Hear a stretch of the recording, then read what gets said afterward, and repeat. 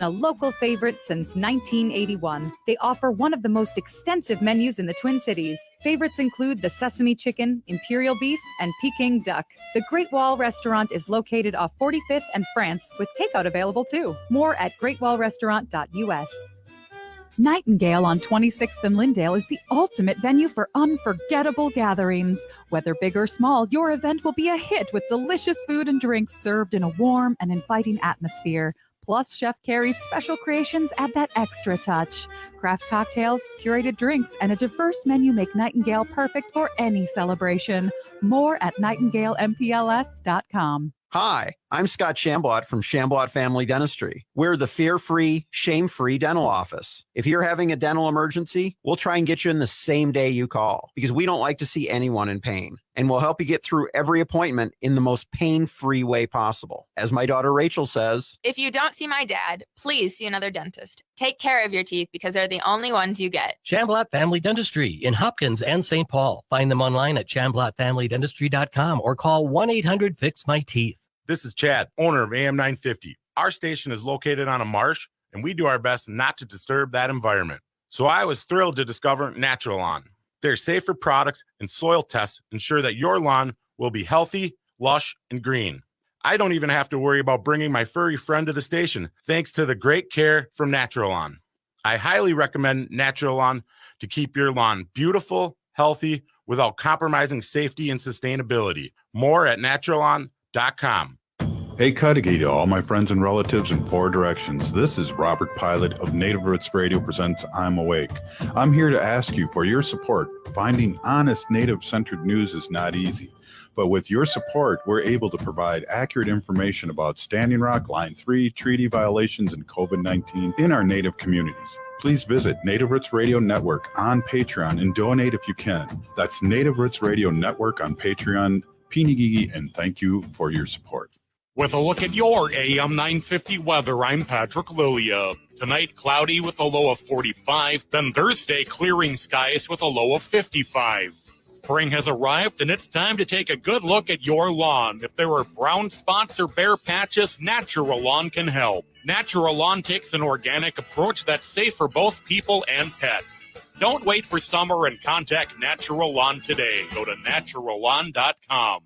Portions of Native Roots Radio may be pre-recorded. It's a good day to be indigenous. Get up, stand up. They are going to become more brutal. Because all the hippies were trying to be Indians anyway. They're going to become more repressive because it's a matter of dollars and their illusionary concepts of power. Hey, Victor. We must live in balance with the earth. And also with recent happenings at Wounded Knee. I am awake. Welcome to Native Roots Radio presents I'm Awake, and I'm your host, Wakanja Hade. Hey, Cudahy to all my friends and relatives in 4 directions. You are listening to Native Roots Radio presents I'm Awake, and I'm your host, Robert Pilot. Hey, we discuss local, national, Native news and events. And as you know, Chujunk, Native issues are human issues, and human issues are Native issues. Yes, you are right, Dega. And this segment of Native Roots Radio Network is presented in partnership with Little Moments Count. Little Moments Count is a statewide collaborative focused on helping parents and caregivers learn about the importance of brain development in Minnesota's Little Learners. Absolutely, Haley. And, you know, we're excited to be partnering with Little Moments Count to host conversations focused on early childhood development. And we bring guests on each month to talk about how they view the role of early childhood development in creating bright futures and strong communities. And right away, that's just head off here. We got Janice LaFloe, who's the founder of MAICC and the former primary guide of the Children's House, and she's a member of Turtle Mountain Tribe, and we're excited to have her. And also LaVon Lee, who has been in with the Montessori American Indian Childcare Center since its inception in 2014 and is serving as director. Let's jump in to this right away because I have a lot of questions, and welcome you guys, and good to see you, Janice. Janice, we have to talk. We can't wait. So, Sorry. Bonjour. Thank you, Robert, for hosting us today. great to have you, and nice to meet you, LaVon. Thank you. We've met. My hubby's John, so but nice to be here. Thank you so much. Your hubby's John Lee? John Poopart. Oh, John. We just had John on. That's awesome. I know. I was asking him how this process works, so he was very helpful. But thank you, Robert. Awesome. I'm happy to be here. Right on. Well, let's get to these questions so our listening audience can find out and understand what you guys do. Both of you have been deeply involved in the Montessori American Indian Childcare Center since its inception. Would you elaborate on the importance of revitalizing language and culture? And I'll start with you first, Janice. Thanks, Robert. We all know our mother tongue is formed in our early learning years. And so if we are truly sincere in revitalizing our language, we have to expose our youngest children to our language. And I'm actually going to let LaVon share a little bit more about that significance. She's been investing in revitalizing language and culture for a little bit longer than I have. Yes, prior to my work at the Montessori American Indian Childcare Center, I worked at the Grotto Foundation with their language revitalization initiative. And language is extremely important to our children. And what it does is it identifies who they are and where they come from. And when they're exposed to Indigenous language at an early age, it creates a learning environment. It creates confidence. It creates pride in being American Indian. And it validates their identity and who they are. And we believe that through the integration of both language and culture into the Montessori teaching strategies, children are going to be stronger. They're going to be more confident. And we see that in our 10 years of serving children. They're proud of who they are. They love being Indian. They love being validated. They love being respected. And when they leave our school, they're ready for public school. They're ready for first grade, well-grounded in their culture and language, and also intellectually strong, which is what we want when we're preparing our children for public school. We all know that public education has not been kind to our children, nor successful in educating our children. And we're doing that right now. Absolutely. And Janice, it's so important too to we talk about early childhood with the neurons and the things connecting in your brain to learn two languages, and how important that is just to do that to early childhood development. Absolutely. For a long time, people were scared, right, about the concept of two languages and thinking children would be confused by it. But research actually validates children who are brought up in multi-language environments develop an even greater capacity for creative thinking and problem solving and being more oriented to be accepting of other perspectives, because language is one of those foundations that give us that first opportunity to learn about a different perspective. And so when you talk about the significance of brain development, exposing children to all kinds of beautiful things in their early years is absolutely critical, so that they can develop as many possible neuron pathways between the left and the right side of their brain. Wow. LaVon, do you have anything to add to that? Because I don't. I just know that the children that we work with, they can hear a word in Ojibwe or Lakota, remember it, and enunciate it perfectly, much better than I can. Wow. Yeah, they have that elastic brain. They have that ability. Right. Where I'm on the other side of that hill, kind of heading down there, can barely remember my name sometimes. But that's a different show. Janice, can you tell us a little bit about your Montessori school? Because my two young Haley and I were talking about that, and Haley's friends with your daughter, and I was asking her a few questions that I didn't know. So you've been around since 2012, is that correct? 2014. We opened in the fall of 2014. And so a little over 80 children, I'm very proud, which is about 60-ish, a little over 60 families have attended and participated at our Montessori Childcare Center and have been off. Our first group of children to graduate and go off to elementary are actually in middle school now. So I'm really excited about, where they are, who they are, how they're doing. So Montessori really is not exactly just a curriculum, because it's an entire approach to understanding development of children from before birth all the way to that time in their mid-20s when their brain is actually fully developed. Dr. Montessori studied children and development for a number of years, almost her whole entire life, to begin to articulate that children go through 4 stages of development. And in the early learning years, that's the first plane of development. And that's when the formation of who they are is established. So I think that is a significant time, and why we chose early learning and why we chose Montessori.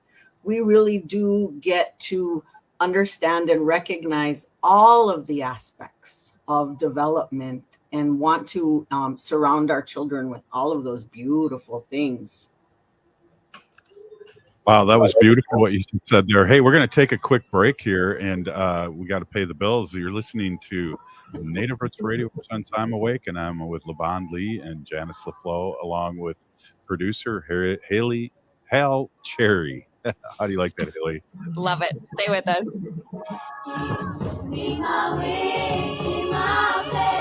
Unwanted sexting or photos, inappropriate jokes, even tickling or wrestling can feel like a violation. Catcalling, cornering, or groping, getting them drunk or high for sex, recording sexual acts without permission, hurting someone because of their sexual orientation, raping a family member, a child, a date, a friend, a stranger, purchasing a human being for sex. You make the choice every single time. Sexual violence is many things. Make a choice. Do not do it. Sponsored by the Minnesota Indian Women's Sexual Assault Coalition. The city of Minneapolis is now on Native Roots Radio with Minneapolis AIR. AIR stands for American Indian Relations. Guest host Christine McDonald talks to people about important things affecting the city's Native communities. Minneapolis AIR dives into topics like public safety, public health, elections, and so much more. Tune in to Minneapolis AIR on Native Roots Radio from 5 to 6 p.m. on the second Wednesday of every month, right here on AM 950. Attention transit customers. On Saturday, March 16th, Metro Transit will make changes to transit service within your community. As we do each quarter, we review our resources and ridership trends. These service changes continue our ongoing work to best serve customers throughout our system with our given resources. A summary of the upcoming service changes and a preview of the updated schedules are available now at metrotransit.org. Seward Co-op offers convenient grab-and-go options as well as hot bars and salad bars at both the Friendship and our newly remodeled Franklin store. Breakfast items are available daily until 11 a.m. and brunch is served all day every Sunday. Our weekly lunch and dinner menus highlight culinary traditions and cuisines from around the world. We offer vegan, vegetarian, and gluten-free items every day. 90% of the ingredients used are from organic, local, and small-scale producers whenever possible. Learn more at seward.coop. Ani, and I'm Lieutenant Governor Peggy Flanagan, and you are listening to Native Roots Radio. Welcome back to Native Roots Radio presents I'm Awake, and this is Robert Pilot. This segment of Native Roots Radio is presented in partnership with Little Moments Count. Little Moments Count is a statewide collaborative focused on helping parents and caregivers learn about the importance of brain development in the first 3 years of life. Hey, we are here with Janice LaFloe and LaVon Lee of Montessori American Indian Childcare Center, and we are talking about Montessori schools and how it helps with early development. Janice, can I just finish before I get to LaVon? I just want to finish a little bit more about specifically your Montessori school. And I have my Weeha is having twins. My twins are having twins, and so we're multiplying here in the pilot gene. So yeah, so that's 4. No, wait, that's 2.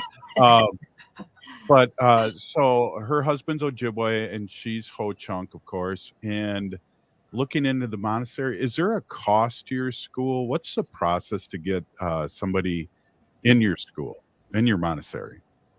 Thanks for asking, Robert. Of course, we are a licensed childcare center, and so we do actually charge a tuition like most childcare centers. They would first reach out and get an application. You can find an application for our school online at www.americanindianmontessori.net.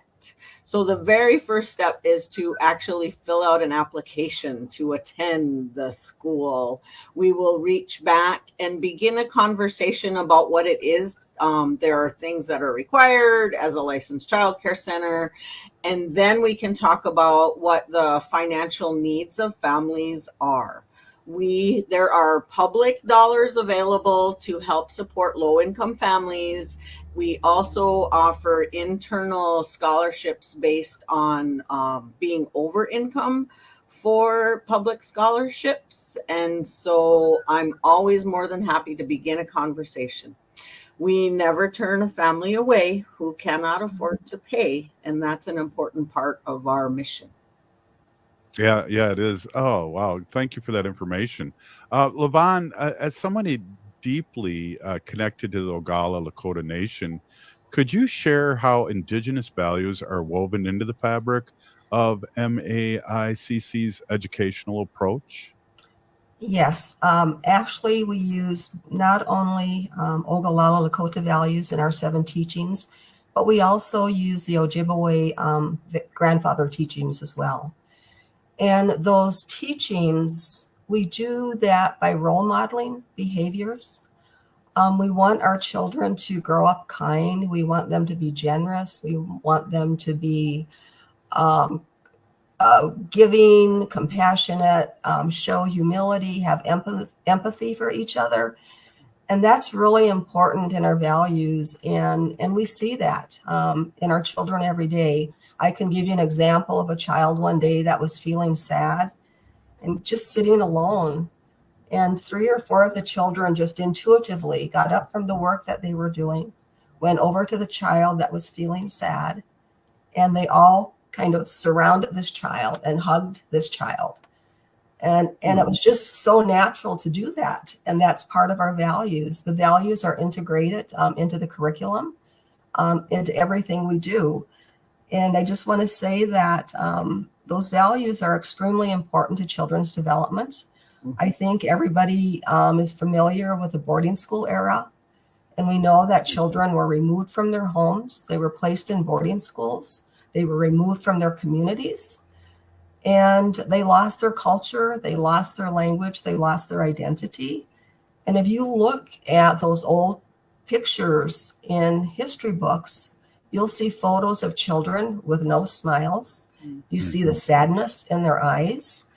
And I can tell you that we see children coming to our school every day with smiles, that want to be there. They're proud to be American Indian. They're confident and they know who they are. And that's all part of that spiritual, emotional, physical growth of our children. And that's so important to development. And we know that if you don't have that spiritual grounding, that connection to language and culture, it's going to be really hard to be successful in our school.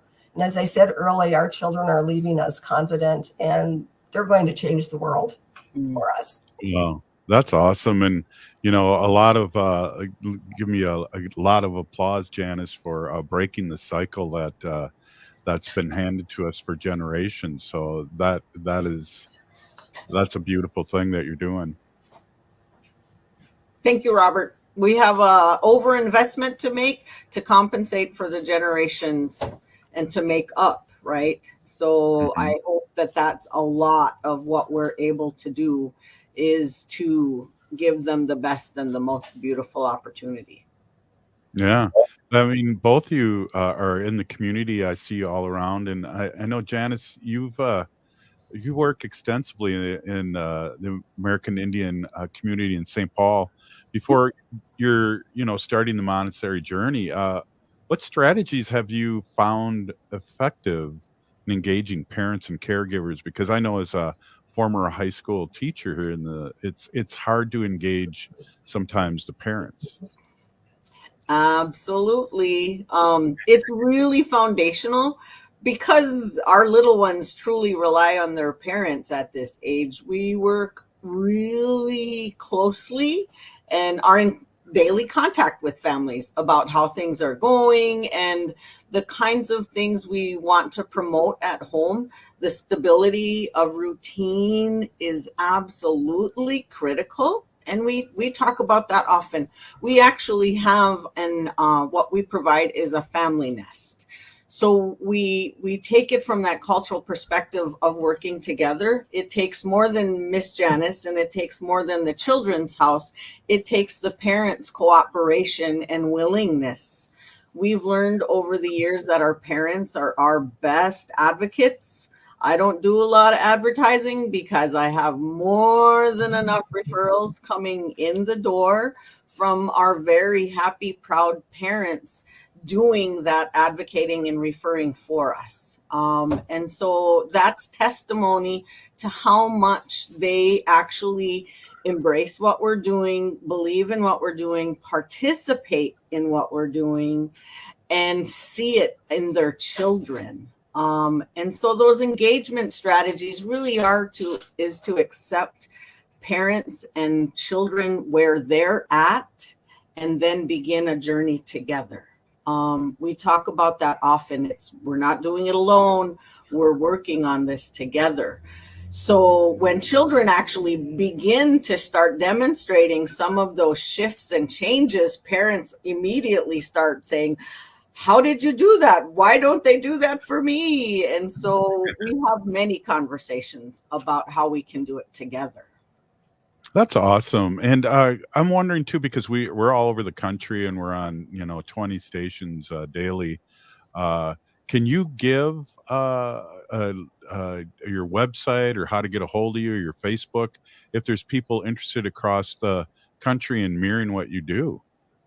Awesome. I've shared the website, but we are www.americanindianmontessori.net.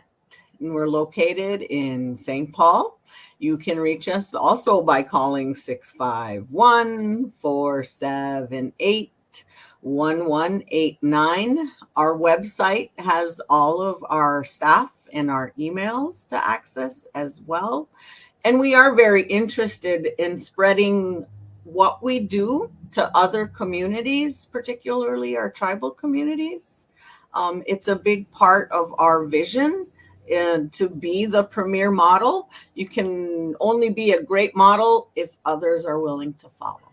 So we hope to focus our next 10 years on sharing what we do and why it's so special and why we believe it's important for more communities to take a look at how what we're doing can be done in their community.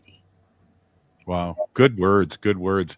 We only got a couple minutes left. LaVon, do you have any last words? And I do. So I really want to do a shout out to the Yes for St. Paul Families campaign. We are a member of that coalition.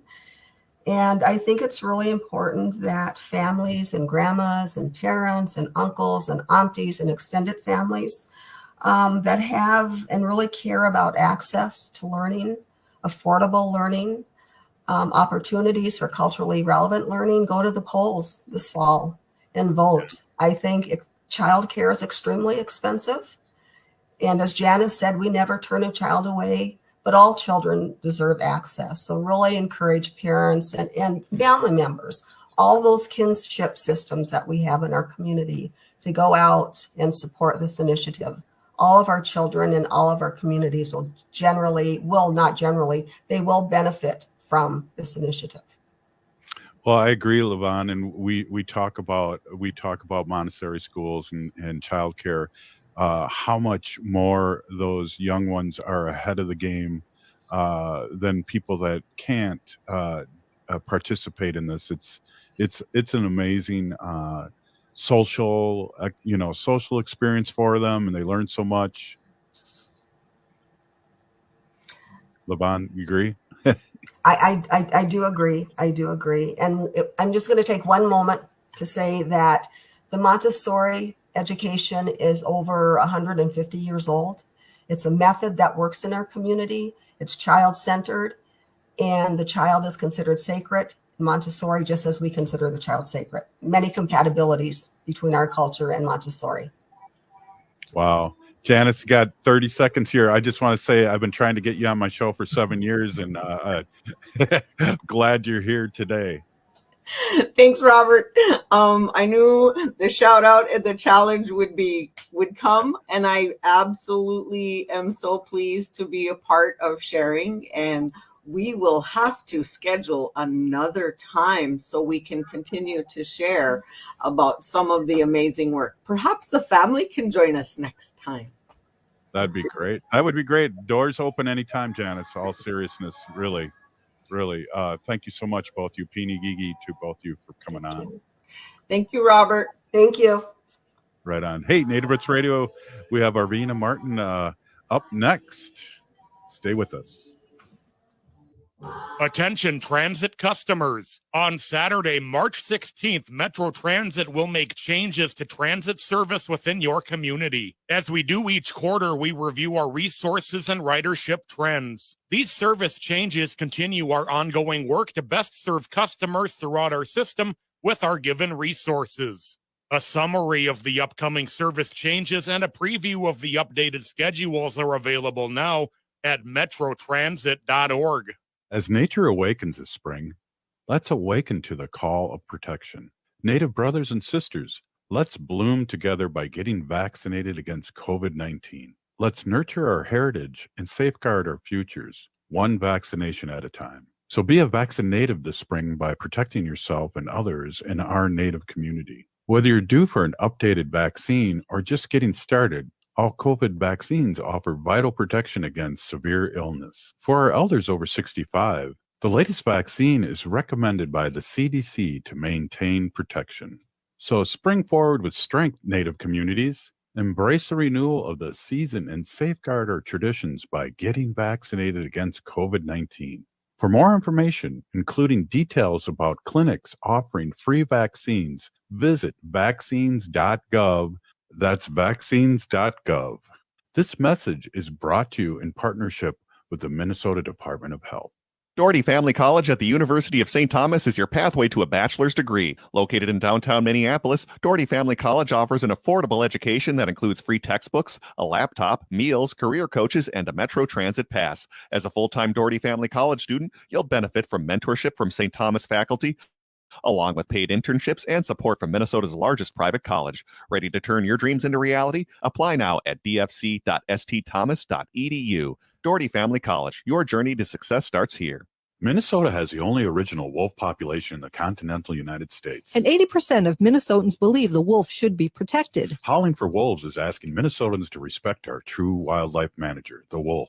Their survival is critical to our ecosystems, our communities, and even our economy. As highly intelligent animals with strong social bonds, Minnesota wolves deserve to be protected and admired. Learn more at howlingforwolves.org. Let's live and let howl. J&S Bean Factory is a Native-owned, community-supported, cozy, artsy coffee shop which offers roasted on-site beans, live music, and baked goods. Relax in the beautiful outside patio. City Pages writes, voted top 10 coffee shops. Tucked into a quiet corner of St. Paul's Highland Park neighborhood, this coffee shop roasts beans on-site from the best coffee-growing countries in the world. Located at 1518 Randolph Avenue, St. Paul. the good stuff. Think your company's safe? Your staff is working from home, right? As I speak, cyber criminals are mounting attacks across the country. Remember, when we're weakest, cyber criminals attack. Hi, Mark Sommerfeld from Rymark. The Rymark team is guiding our clients through these difficult times. In fact, demand has been so high, we created an easy-to-follow guide. It's yours free. Download our 5 steps to securely work from home now at rymarkit.com or call 651-328-8900 for a no-cost how-to discussion. With a look at your AM 950 weather, I'm Patrick Lilia. Tonight, cloudy with a low of 45. Then Thursday, clearing skies with a low of 55. Nightingale is your cozy, comfortable neighborhood bar and restaurant at 26th and Lindale in Minneapolis. Come in for the famous Nightingale burger or the ginger tamari chicken wings. View their menu or place a takeout order at nightingalempls.com.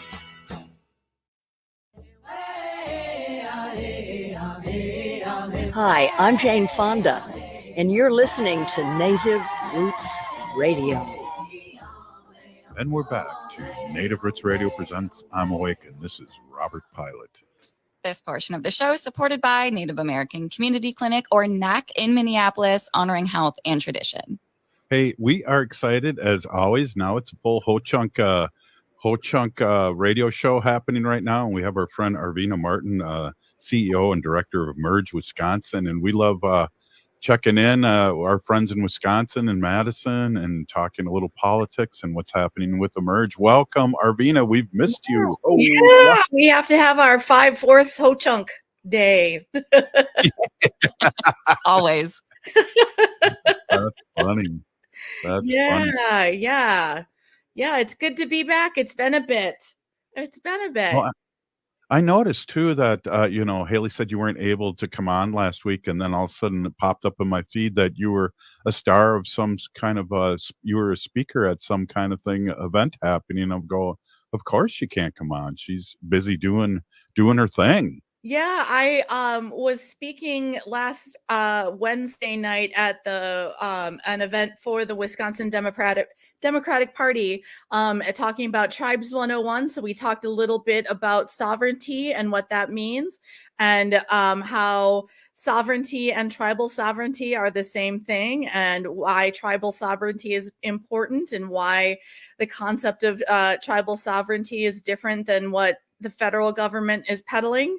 And how to work with tribes, and how to work with Native communities, and how to get Native people involved in political campaigns, and get Native people to run for office, and just getting people involved and how to do it in an appropriate way, and respectful. So It's when you say that too, Arvina, it's really exciting when you do run into a politician or a person that's a white ally and they get it.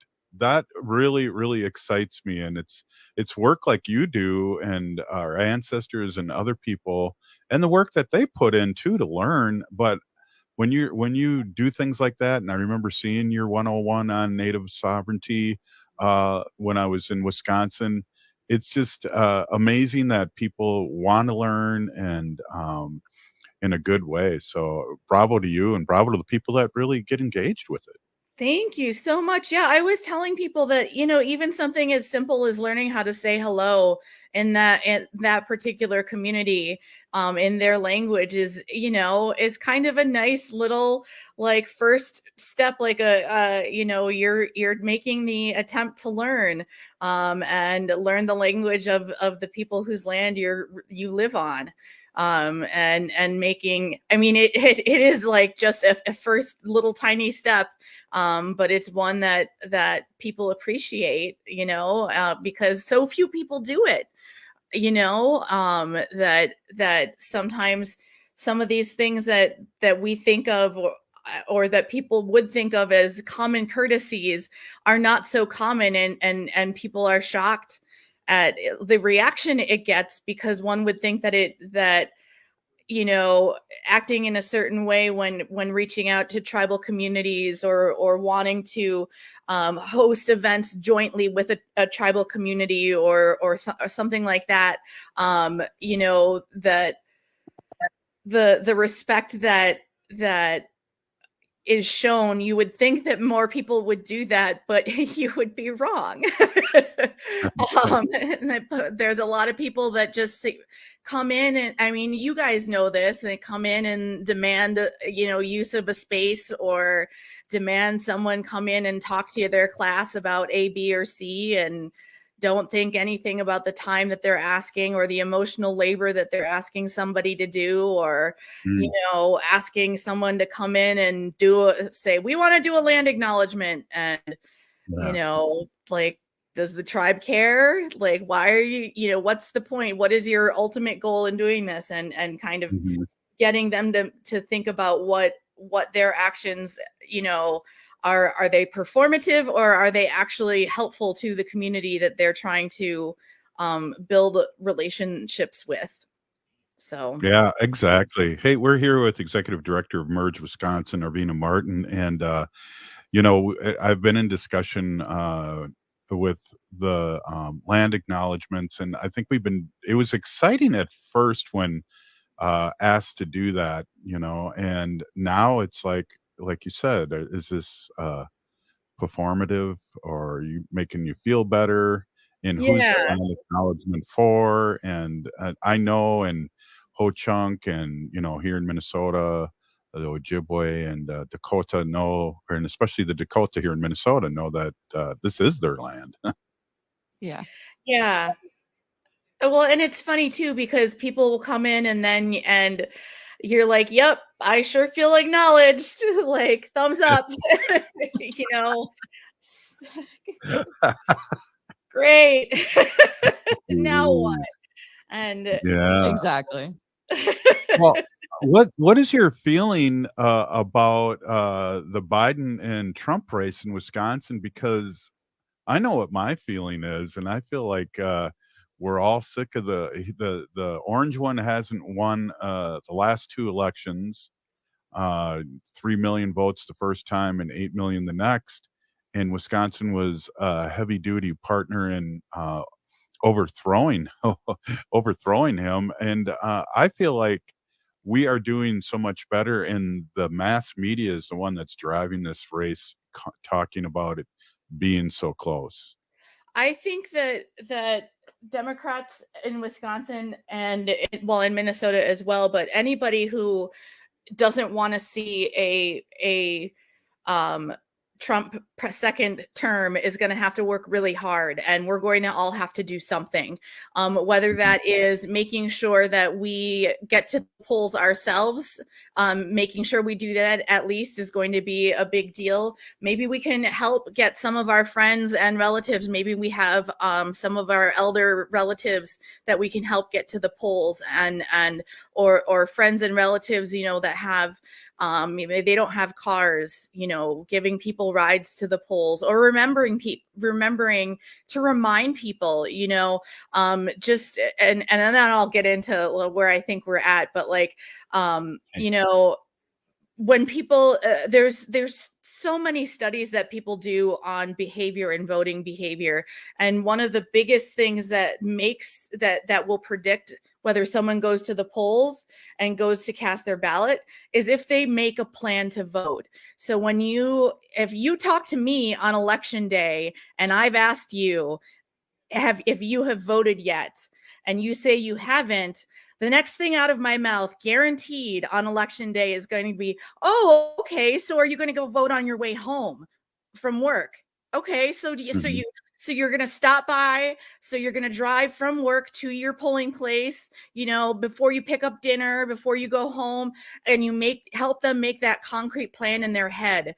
And then they're more likely to go vote. So anybody who ever talks to me on election day gets that conversation, and always.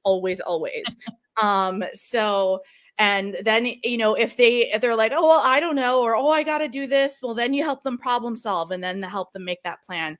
But I really think that given all of the policy concerns, thinking about all the tariffs that Trump wants to put into place that are going to make everything cost so much more. And the biggest and most personal issue to me, I know we've talked about it, is reproductive health.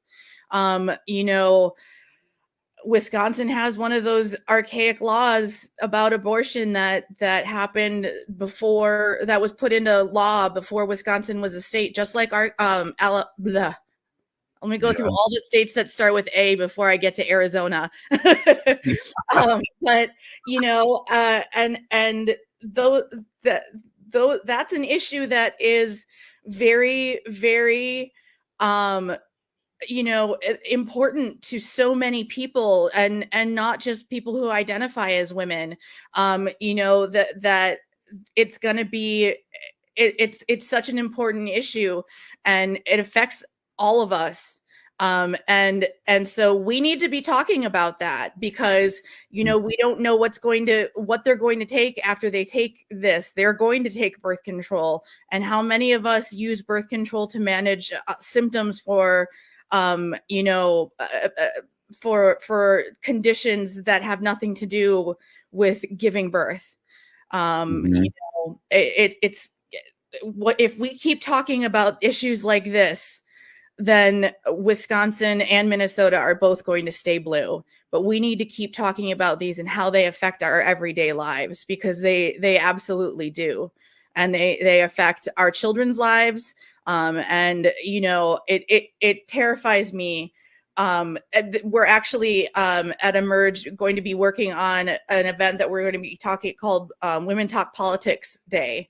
And you can look up womentalkpolitics.org, I believe.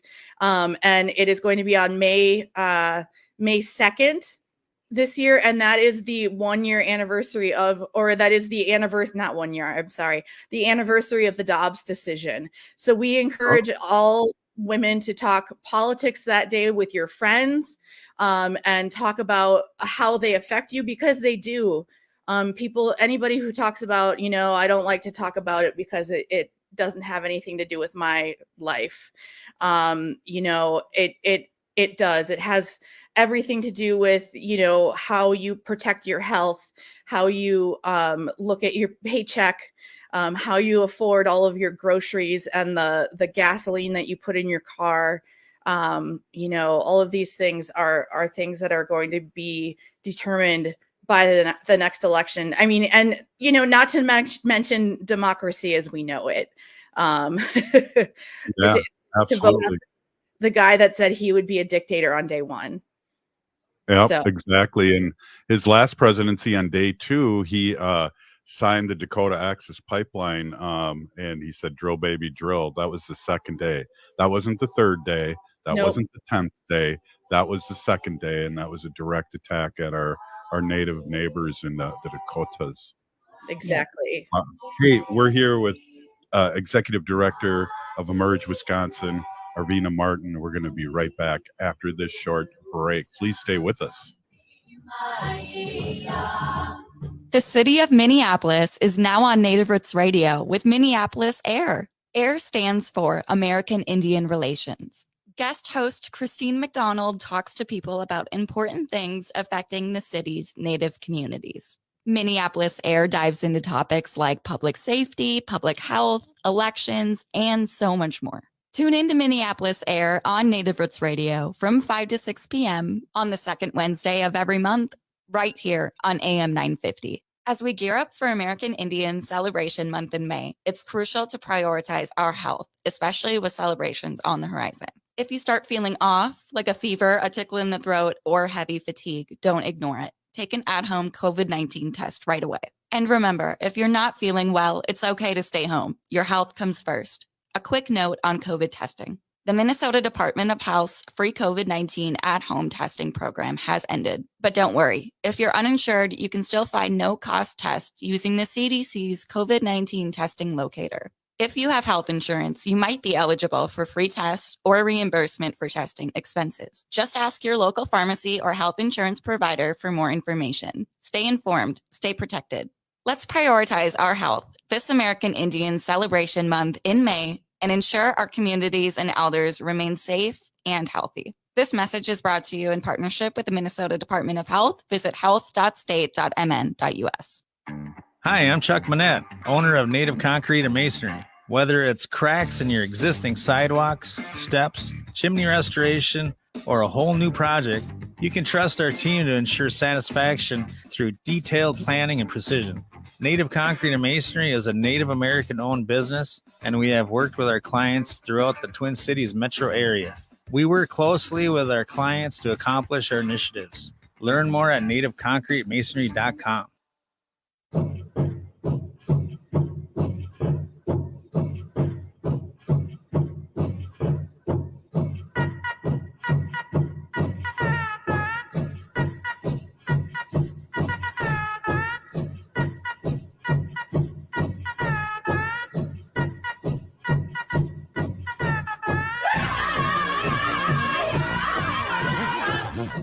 Welcome back to Native Roots Radio presents I'm Awake, and this is Robert Pilot.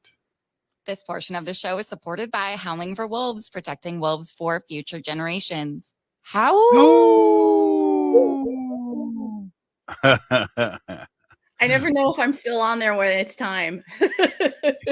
Yeah, that was a little weak Wisconsin. There we go. Oh, it was a little baby. Wolf pup. Yeah, a little pup. Exactly.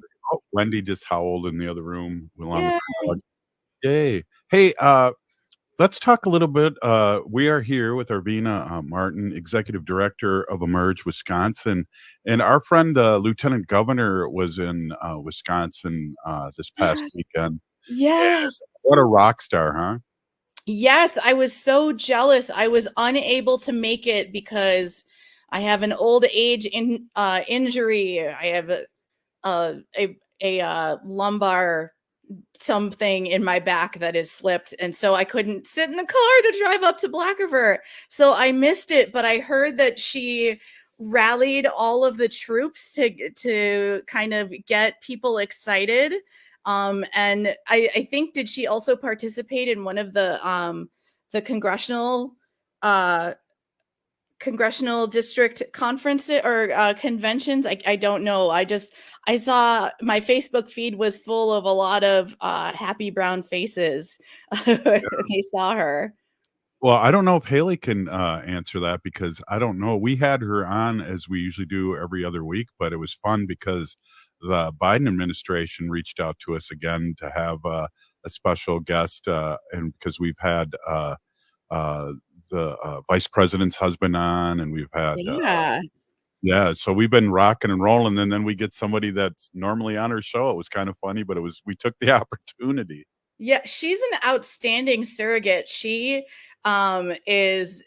just, I really love hearing her speak. I believe there was a speech that she did that I saw when the George Floyd protests were happening, and she was asking for people to remain, to not be violent and to be respectful of each other. And the way she did it without like belittling or making the concerns of the people that were protesting, without making those concerns smaller. She just handled it masterfully, and was in that moment, I thought, just such an amazing leader for Minnesota during such, a hard and difficult time. I was so impressed with how she handled it and how she delivered a speech that was not only one that was supposed to have, kind of a calming effect, but it was so respectful. And I just, I thought she did a fabulous job. She's so great. Fangirl right here. Absolutely. And before I start gushing over the lieutenant governor here in Minnesota, you guys in Wisconsin have a rock star. The past two lieutenant governors are rock stars. Both of them, actually.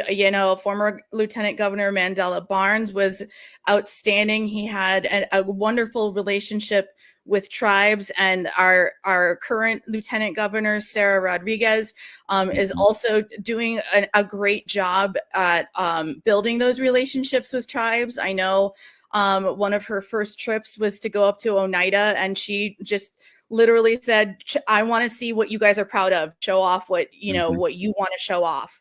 I mean, and that's such a great way to start and build a relationship, especially for an elected official, to see what your community is proud of.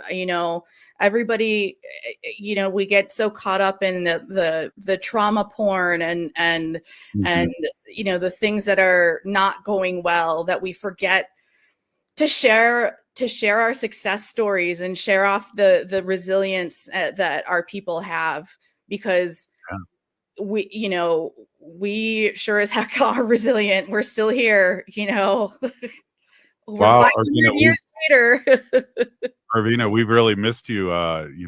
We got a lot of people posting here on YouTube and Facebook how great it is to hear from you again. And we are trying to pull together with both lieutenant governors to come on at the same time, and then Haley and I will just sit back and let them interview each other, because they both really respect each other and work together with each other, and we are all so lucky. And I always tell the Lieutenant Governor Flanagan that she'll be our next our next senator, and then possibly the first Native American president. And she was the first Native American to speak at the Democratic Convention, if I do remember, in 2016. So there's all these firsts with our Lieutenant Governor, and we're excited to call her friend and have her on the show as much as possible. I got to segue into this because we only have a few more minutes left. But did you celebrate Monday?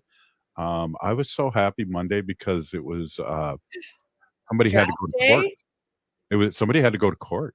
Oh, I thought you were talking about the WNBA draft.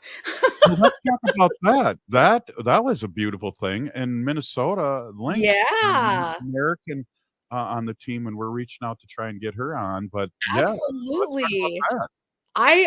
So here in Madison, we don't have a WNBA team here in Wisconsin, but I noticed that within driving distance, we've got you guys getting Alyssa Peely, who is Polynesian and Inupiaq up there by you guys, and then Angel Reese down in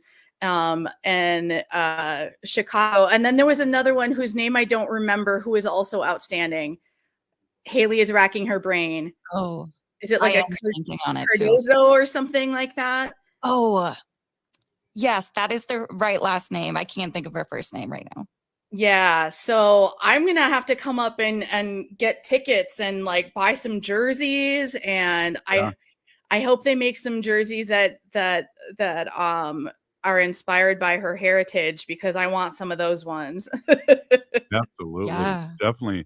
So that was really exciting, and I was really been following the women's basketball more than men's basketball the past few years. College basketball, I think it's a better, more pure game, and really been exciting to watch. And I'm one of the 14 million, and 18 million people that have watched the Final Four and the final game this year. Those games were all really exciting. I watched more women's college basketball during March Madness than I watched men's this year, as it was it was more entertaining. Yeah, definitely. And that's ride that wave and support these teams, and absolutely and get them on national television so they can pay their players a decent amount. Right, exactly. So they don't have to go to Russia and earn money and get trapped. Exactly. Yes. Exactly.